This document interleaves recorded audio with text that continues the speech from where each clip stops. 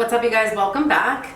I'm very excited because this is going to be the first of several relationship focused videos, and I've been waiting a really long time to make this video series. So you guys know for my day ones, I'm so honored if you're still here and we're still growing together in community.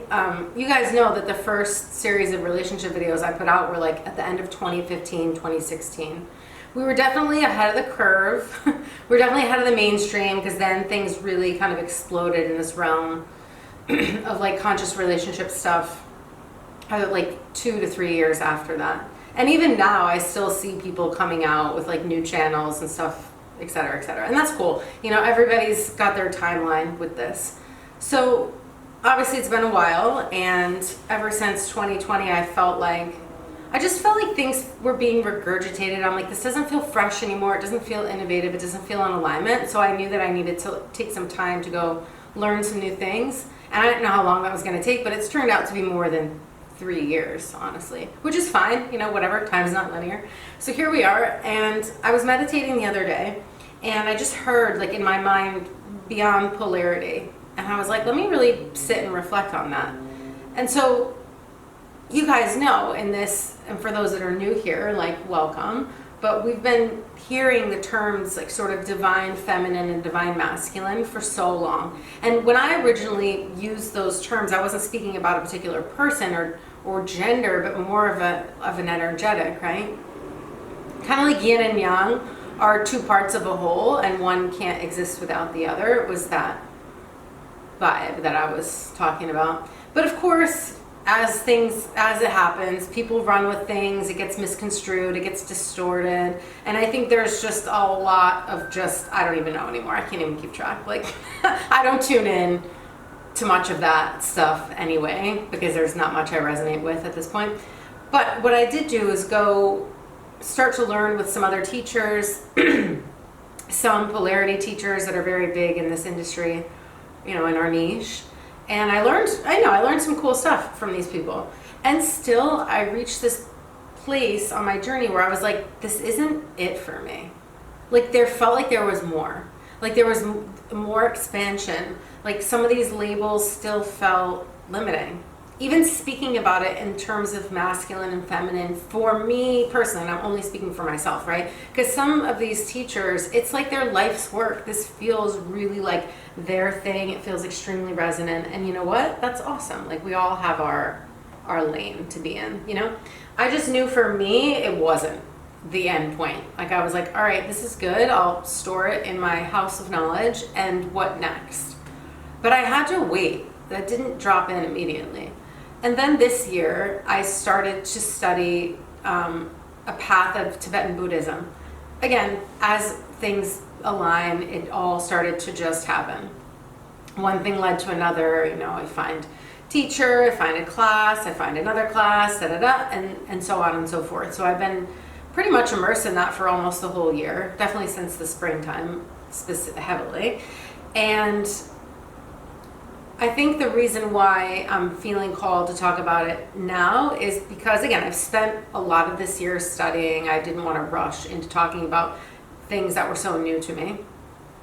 But I think it's really important to share this because I do feel like a lot of people reached a point, like they found my videos, for example, kind of got obsessed with it for a while, because weren't we all sort of at some point, like in that phase of trying to understand, or hungry for knowledge, or not understanding why things were happening a certain way or whatever, especially when it came to your relationship life, like your intimate life. Again, a lot has happened for me over the last couple of years, and so I'm in a very different place than I was then. I haven't shared this stuff online, and I probably won't, if I'm being honest, because I learned some lessons about, you know, maintaining some privacy and some sacredness to my private life, especially my relationships. But what I will share are anecdotes and things that I'm learning, right? And I can promise you that in applying a lot of what I've been learning over the last 2 years, especially, not just with the Buddhism, but like that has taken it to a level deeper that I hadn't experienced yet. And that's why I think it's important to bring it to you guys. But even some of the polarity teachings and some of the deeper intimacy practices that require this ultimate and radical responsibility for your experience a relationship. Like, yeah, people will be like, a relationship is a mirror. And a lot of people think that's cool until it's really hard to look in the mirror, until it's really fucking hard to swallow what you're experiencing. And so when I found the Buddhism and I started to learn this concept of karma and emptiness, karma, forget the definitions that you've heard, because it's very different than what you've probably heard of. But in this lineage, when they say karma, they're referring to the way your mind is moving and what follows. Movement of the mind and what follows. When you talk about emptiness, I have my chapstick here, Carmex. This is like the most brief, simplified explanation of emptiness, and I'm sure there'll be many more videos and I'll get to go deeper, but it's still a concept that I'm learning because it's so deep. It takes time, you know. I'm very humbled by these teachings because it's not something that you get immediately, and if you did, maybe it'd be weird, I don't know. But anyway, maybe you're super enlightened, maybe you're already a Buddha. But this is my Carmex, and so we're going to talk about emptiness for 2 minutes or less. The concept of emptiness is that things don't have a self-existent nature. They're not coming from their own side alone. And so I can look at this Carmex and be like, this is the best lip balm ever. I do love it. It's like one of my favorites. Except for the little blue one that's in the pot, which I also like, but I don't like to use my finger. I forget which brand that is, chapstick maybe, but the medicated one. Anyways, this comes out of a tube. It's more sanitary. I'm a little, germaphobe, like, cool. I like that I don't have to touch it. So, and I like that it makes my lips tingle, etc., etc. So for me, Carmex is superior lip balm. Somebody else, like my sister, one of my sisters really likes it, but like, I have a friend who thinks it's disgusting. She's like, ew, I hate it. I hate the taste of it. It's gross. So you can see that the satisfaction, the superior quality I feel about this, like if it were a fixed identity, Carmex had a fixed nature, everybody would have the exact same experience of it. Think about the same thing with a relation, like with your mother or with your ex. If that person had a fixed nature that never changed, everybody in the entire universe would have the exact same experience of that person. But we know that that's not true. So emptiness is saying that things are empty of a nature, of a self-existent nature, and that essentially it requires me, the perceiver, to project meaning onto this. Because if you leave it, if you drop it on the floor and your dog comes and picks it up, then they're going to chew on it. But for me, it's a chapstick. Both are true and neither are true, if that makes sense. Like, both are true. You could see it as a chapstick. Your dog sees it as something to chew on. And when you leave it in the middle of the room and the people leave and the dog leaves, what is it? So it's like both are true and neither are true. Because it can't exist without a perceiver. So I'm seeing this as the Carmex. The dog's seeing it as something to chew on. This is emptiness. This is a very condensed and choppy way to describe it, you know what I mean? Not as eloquent as my teachers necessarily, but you get the point, hopefully. And if you don't, that's okay, because I'll talk about it a million more times, I'm sure, because I've still got plenty to learn. Bottom line, if you apply that to your ex-partner, for example, or a person that you are having a lot of conflict with, you can start to understand that the experience that you're having of that person is coming from, number one, your mind, and number two, your karma. And your karma is the imprints that are in your mind that are forcing you to see things in a certain way. They're forcing you to see your ex as whatever. Let's say you have a bad experience with your ex right now. There's the karma, your karma. Again, this isn't like good or bad. What they're saying is it's the movement of your mind and what follows. Karma is based on thoughts, speech, and action. And they see it also in future and past lives and present life, like that this could also be an accumulation, like what you're being forced to experience right now, maybe with your ex-partner, could also be coming not just from this lifetime. So if you're seeing your ex as like selfish or I don't know, just pick something derogatory, because if you just go to the comment section on any videos about this topic, you're going to see a mess in the comments section of negativity. So pick your insult, whatever it is.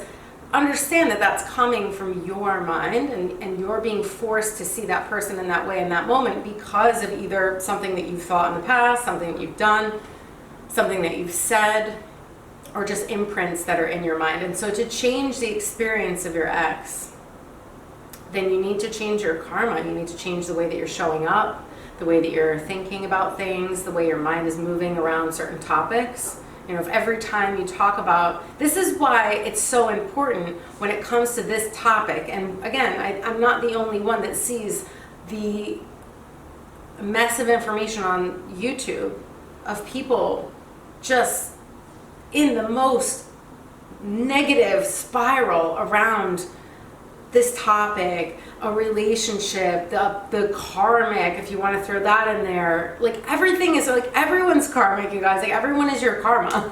Every person and everything that you're experiencing in the way that you are because of your own karma.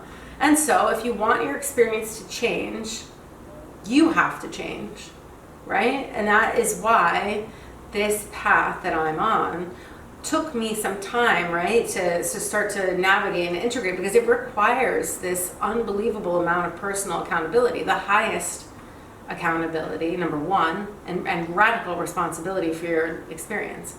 If someone's really deeply in trauma, or they have activated traumas, or they haven't healed certain things, then this stuff is probably not going to resonate, and that's okay. You know, you find it when you're ready. If it doesn't resonate, that's totally fine. Like, click off, you know what I mean? It's all good.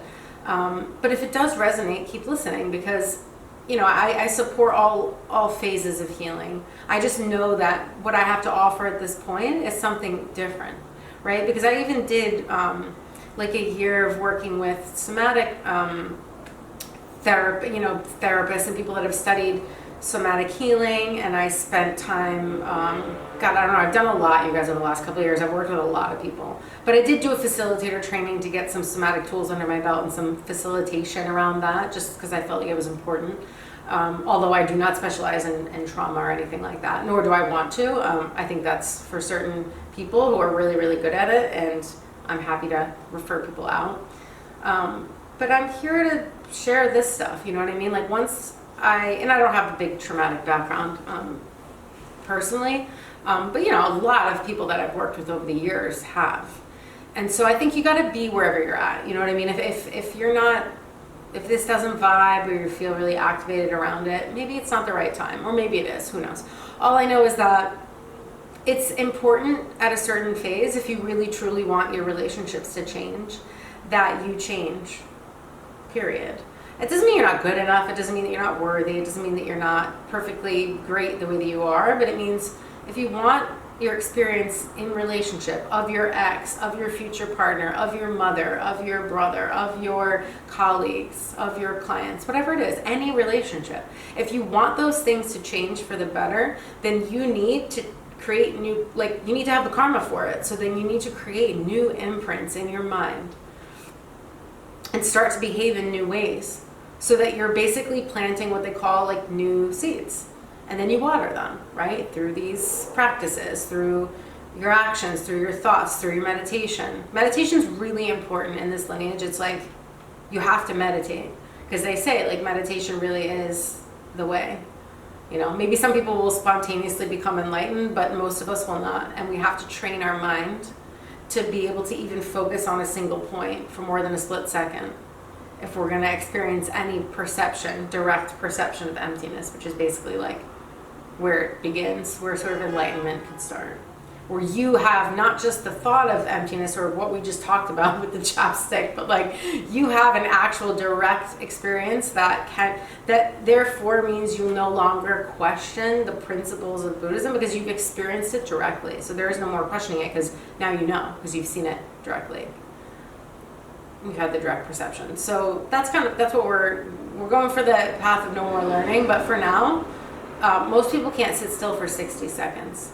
So that's why it's taken me a few years of practicing meditation and getting consistent with it, and then creating a daily practice. And for the last 2 years inside of Rose Temple, that's been part of the program, but you know, most people have a hard time with it because it's not easy to focus your mind, which is why people have a lot of drama, because they can't even focus on something different for 10 seconds, let alone start to rewire their brain. So you have to start small. You have to start small. You have to start really baby steps and start to build that muscle of consistency. But I would be lying to you guys if I said that I could have made it this far without a meditation practice. I don't think I'd be here, honestly, being able to talk about it in this way without it. Because I've noticed, and again, there's science behind this, you guys, like, you become less if you're really practicing and you mean it, and you're putting your heart and your soul and you're devoting yourself to it, and you're putting those efforts in with the right intentions, like, you're gonna bear fruit. And the fruit that you're gonna bear is less reactivity, less mental drama. You're just gonna be able to navigate life with more grace and more ease. It doesn't mean that challenges don't happen. It means when they do happen, that you don't go into this like gigantic spiral, endless spiral. Because trust me, I still have plenty of things that I might get reactive about, but it doesn't last the way that it used to. I don't get in the pit and stay there. I don't allow myself. I let myself feel my feelings, but I don't let myself mentally spiral out, because I know that serves no purpose, and I know that that's my mind playing tricks on me. Like, because again, an emotion is just energy. It's just energy. The stories we create around it is something different, but emotions are just energy. And so, okay, it's an old imprint. It's something ripening from before. I let myself feel it, but that is why I meditate, because I used to be much more reactive and much more defensive, and those things really start to pollute your relationships, if we're being honest. You know, if you can't take any responsibility for where you're at, if you're blaming the other person for, like I said, I've been observing for a long time, you guys, what's on YouTube around conscious relationships or union or whatever, you know, divine feminine, divine masculine, this and that.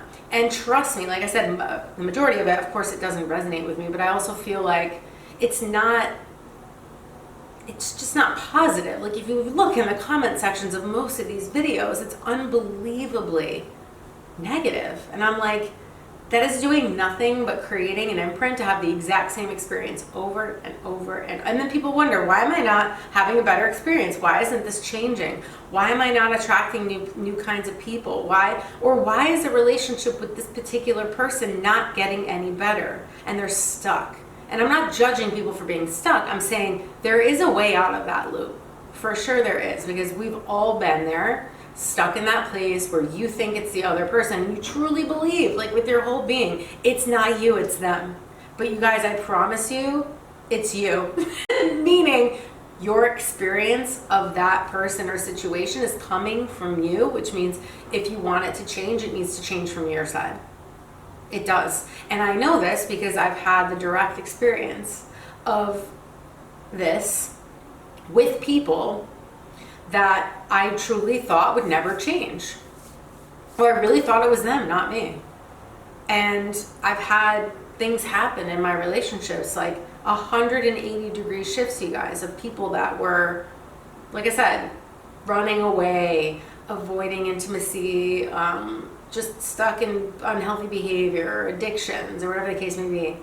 This isn't just one person. This is like many people, but trust me, you guys. Like I said, my private life I'm keeping private because the internet is wild jungle that I don't want to be all over with my personal biz. But like, I promise you guys that I wouldn't do this if I wasn't speaking from direct experience. Like, you really can experience a shift with a person that you thought the dynamic was never going to change until they did something different.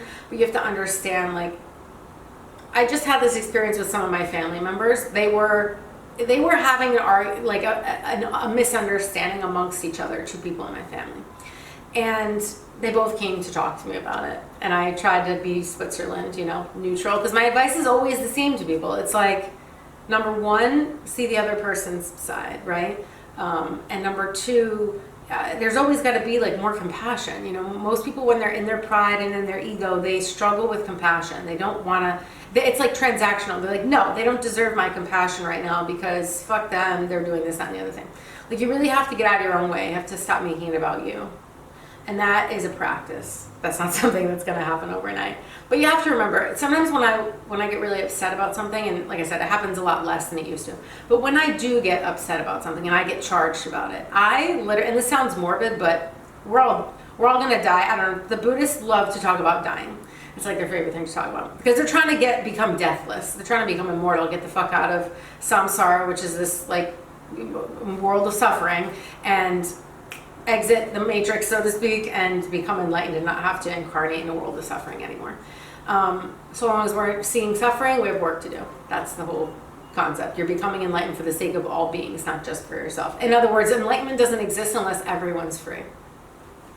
So, not to get off track, but you know, it's hard to have compassion for people when your pride and your ego is in the way. But ultimately, there is no way out but through. Like, to receive and to experience that from another person, you have to give it all the time. You just have to be generous with your compassion. It doesn't mean you don't need boundaries, you don't need to respect yourself or anything like that. But I promise you guys, like, you will get to a point where that won't be so much of a concern anymore.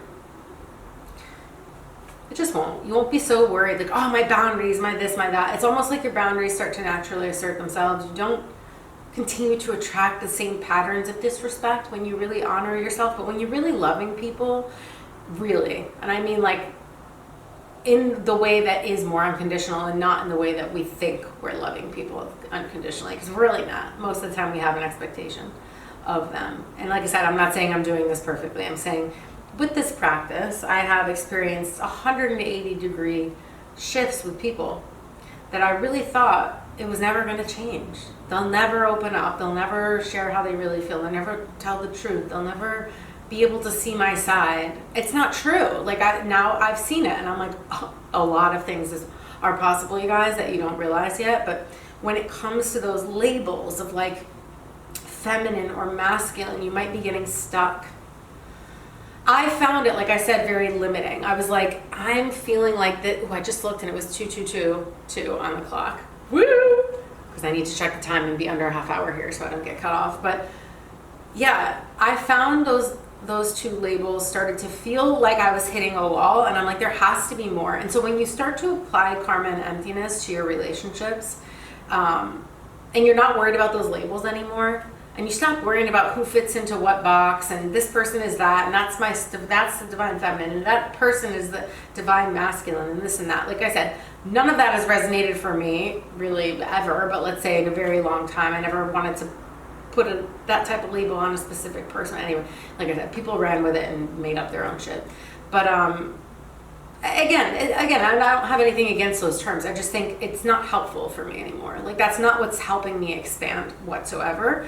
And so for me, when I was like, wow, what if I were to apply emptiness to the relationships that are the most challenging, and understand that those people in and of themselves are empty of a nature. I'm projecting this story onto them.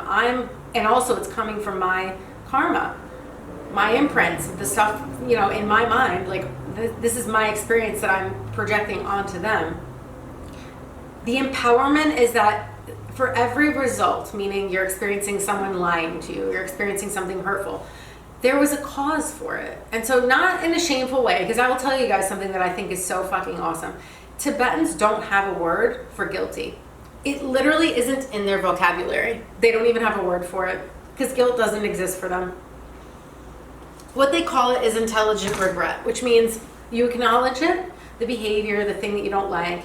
You understand it's not serving you anymore, and then you let it go. You purify it. You do not sit there and wallow in guilt and shame. It just isn't a thing for them. And I think that's so amazing. I'm like, wow, imagine a world where people just don't feel guilty. They understand, they acknowledge, but they don't get stuck in that emotion. That is like a Western thing for sure. But anyway, I felt like those old terms were limiting. I knew that there was more to experience. And when you apply emptiness and you start to understand that it's coming from you, that the empowerment is that it can change. When you create a new cause for goodness, for kindness, for compassion, for love, you're going to experience that later. You don't get oranges from apple seeds, you get apples. You get an apple tree. So if you plant kindness, if you create new imprints of kindness in your mind by acting in kind ways, you know, having a kind mindset, acting or speaking in kind ways, there's no way that you're not going to be forced to experience more kindness. It's impossible. It will happen. It's the laws of karma. You know, karma expands, like attracts like. For every cause, there's a result. No cause, no result. So it's like if you don't create a new cause, then you're not going to experience that result. But the good news is you have so much more power than you've probably recognized ever. And like I said, I've waited 6+ months to even share this stuff, really. I mean, I've shared bits and pieces here and there, but not really, because I felt like I really needed to learn more and sit with it for a little bit longer and read a little bit more. But now that I've been learning, I'm like, okay, I am by no means, you know, a master teacher, not even close. But I definitely have been listening long enough to share some basics with you guys. And so I wanted to start with this because I also think that the foundation of those two terms, just because you guys might not have ever heard that before. I had never heard those definitions before. I had never learned about karma. I mean, I heard about karma and stuff, but not in the way that it was explained. And I definitely hadn't learned about emptiness. So I think between those two things, which are, again, the foundation of this whole lineage, that type of wisdom, it gives you a little bit of something to go off of, because that's really what I've been applying now, definitely this entire year. But I've just noticed that, like I said, the most difficult and most challenging relationships can be transformed, because I've transformed like all of them, the ones that are, especially the ones that are actively in my life right now, but even the ones that aren't. You know, things are different now. Things are better in a lot of ways. Yeah. So I'm going to start with that, and I'm going to stop here. And of course, I'll be back soon with more. Yeah, I'd love to hear your thoughts. I feel like a lot of people have been feeling this. People in my groups have been asking me, are you going to make new videos? We feel like it's time to like learn new things. And like I said, everything comes in the right timing, but I'm just curious. I'm sure I'm not the only one feeling this way. I feel like a lot of you guys have been kind of waiting for this, and or even if you weren't consciously asking for it, it's almost like part of your subconscious was like, now what? Like the buck doesn't just stop because a certain story didn't play out or a certain outcome didn't happen for certain people. They're like, oh wait, I thought it was going to look like this. If you let all that go and keep growing, like you're going to have new outcomes. You know, like maybe you need to create a cause for something new to happen in your life so that you can have a new result, or you can experience the type of relationship that you want, or you can attract a new partner, or you can improve the relationship or the marriage that you're in, right? Or you can call in more conscious people, whether those be friends or lovers or whatever, or clients. So yeah, I'd love to hear your thoughts in the comments. So let me know. Keep it nice. I already filter my comments and kick out all the trash anyway, all the spam. So I'm loving you guys, and I will talk to you on the next one.